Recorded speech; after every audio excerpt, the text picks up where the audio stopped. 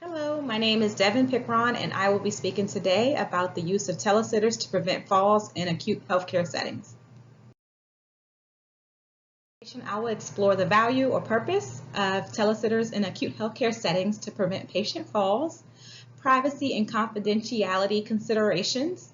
I will talk about the advantages and disadvantages of the use of telesitters, legal and ethical considerations, my opinion regarding the use of telesitters in acute healthcare settings, and a biblical perspective of the technology. What is a telesitter? A telesitter is a clinical monitoring device that tracks patient activity remotely. So this device is transportable. It is a camera that is mounted upon a rolling IV-like pole that can be easily transported from one place to another in the hospital and placed in a patient's room to monitor activity either continuously or non-continuously. Telesitters provide live video and audio feeds into a patient's room. Telesitters can redirect a confused patient or a patient that lacks situational awareness or safety. If a patient sitter witnesses a patient getting out of bed without help, they can say to the patient via the device, Mrs. Brown, please do not get out of the bed without the help of your nurse. This may prompt a confused patient or a patient that lacks situational awareness to call the nurse before getting up and ultimately preventing a fall or other safety-related injury.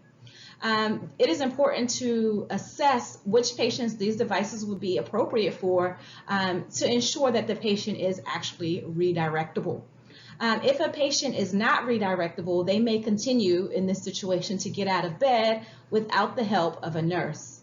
In this case, the teletech would have to notify the staff of the concern, and the nurse must be available to take that call and intercept.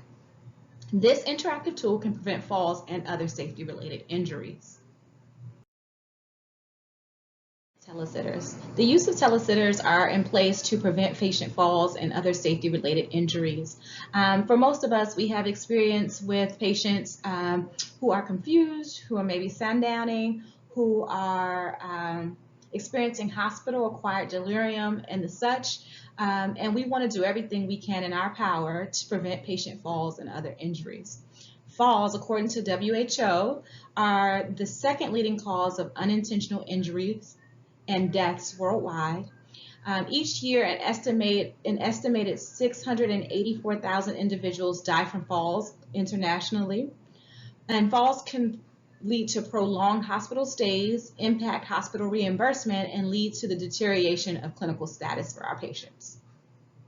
When implementing a telesitter, it is absolutely pertinent that hospitals provide adequate education and training on the devices and the protocols surrounding them. In order for these to be successful, protocols and decision trees need to be put in place so that the teletechs know exactly when and how to contact the provider who will have to intervene. Hospitals need to conduct ongoing fall-related research, continue to create safer environments, and that can mean using other safety interventions alongside a telesitter, such as a bed alarm, and establish effective policies to reduce risk. This technology has been generally underutilized as a fall prevention and a safety mechanism in acute healthcare settings, as research is just starting to develop. When compared to bed alarms, which tend to be our first line intervention to prevent falls and safety-related injuries, bed alarms do not allow interactive redirection and do not specifically notify staff members of the problem or the incidents.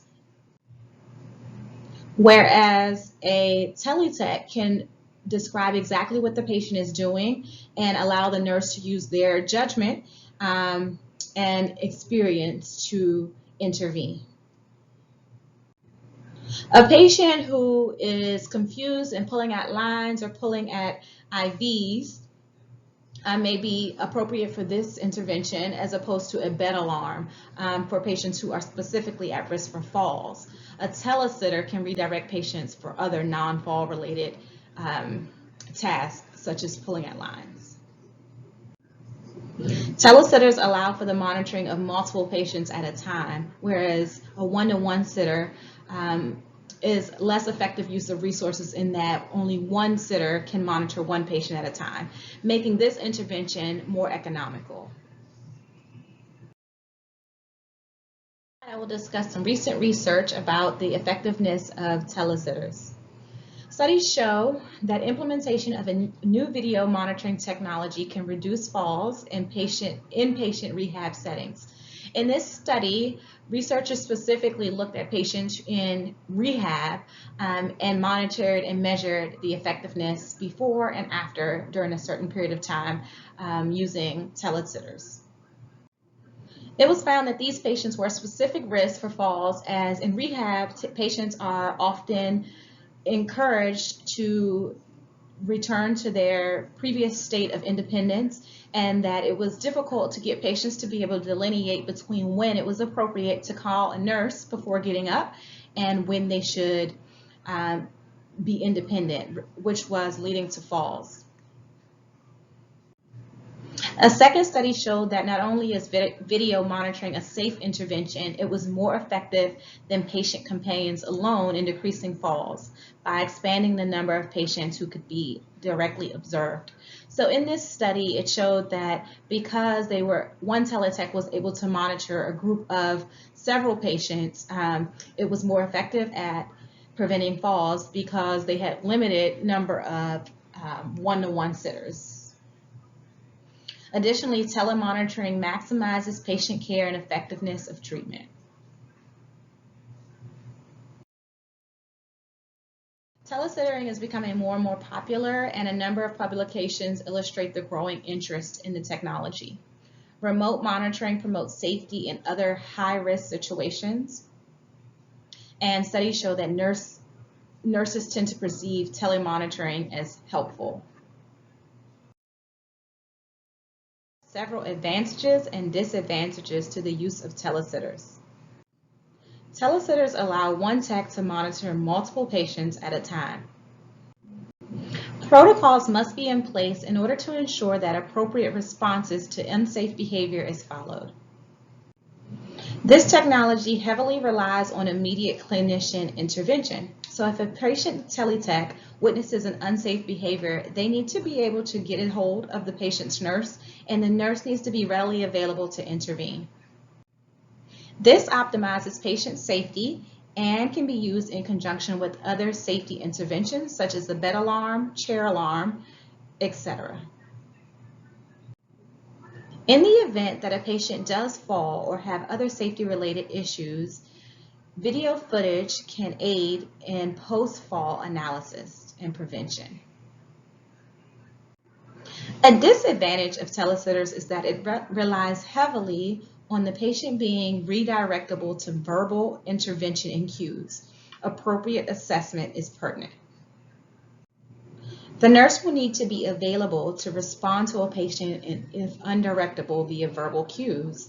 This can be challenging as nurses are often monitoring multiple patients at once. Additionally, privacy and confidentiality can be an issue.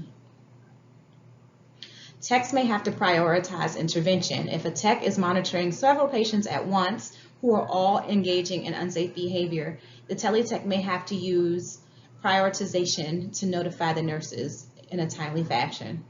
And finally, consent to this technology may be an additional patient safety issue.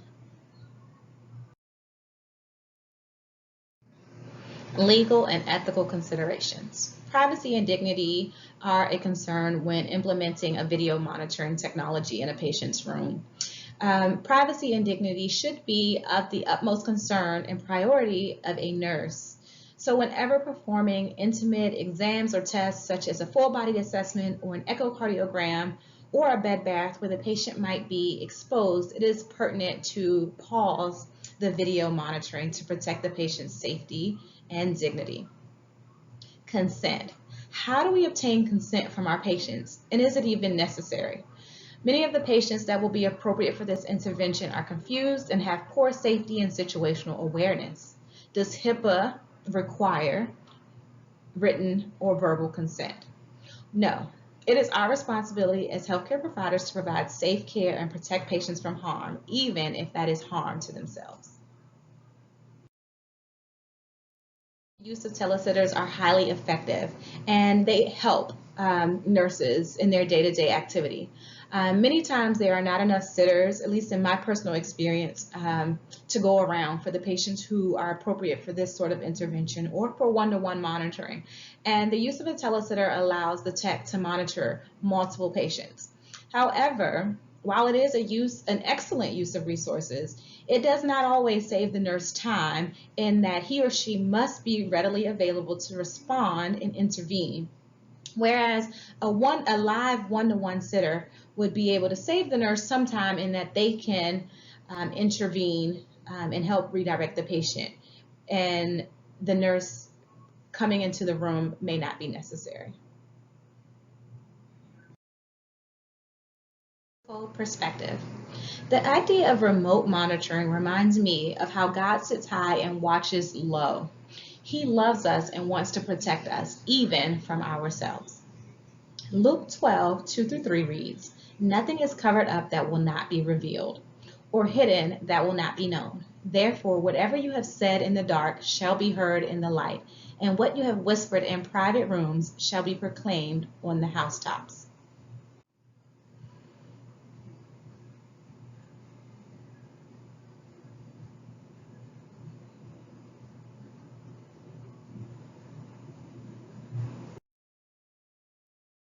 Use of telesitters, facilities should evaluate the cost-benefit analysis of remote monitoring. Is this fiscally feasible or necessary? Evaluate and conduct research on its effectiveness. Research can be pulled from other facilities or conducted in-house. Implement policies surrounding remote monitoring and educate and train end users. This concludes my presentation on the use of telesitters in acute healthcare settings. I pray that this information was helpful.